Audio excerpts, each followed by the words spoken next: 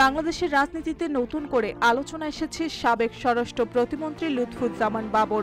দীর্ঘ 18 বছর পর স্বরাষ্ট্র মন্ত্রণালয়ে এসে তিনি সাংবাদিকদের মুখোমুখি হয়ে বড় ধরনের অভিযোগ তুললেন। বাবরের দাবি, ভারতে এস আলম গ্রুপের মালিক মোহাম্মদ সাইফুল আলমের সঙ্গে বৈঠক করেছেন শেখ হাসিনা, আর সেই বৈঠকে আগামী জাতীয় সংসদ নির্বাচন বানচালের ষড়যন্ত্র হচ্ছে। শুধু তাই নয়, দেশের ভেতরে অবৈধ অস্ত্র প্রবেশের আশঙ্কার কথাও জানান তিনি।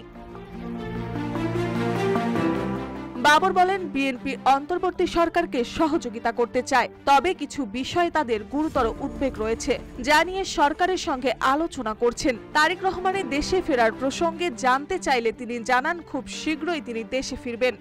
ইনশাআল্লাহ দ্রুত ফেরত আসবে, আপনারা দোয়া করুন। রোববার বিকেল 4:22 বাবর স্বরাষ্ট্র মন্ত্রণালয়ে প্রবেশ করেন। উল্লেখযোগ্য বিষয় হলো, এ সময় তার সঙ্গে কোনো বিএনপি নেতাকর্মীকে দেখা যায়নি। 18 বছর পর তার এই প্রত্যাবর্তন এবং নতুন অভিযোগে আবারও সরগরম হয়ে উঠেছে রাজনৈতিক অঙ্গন।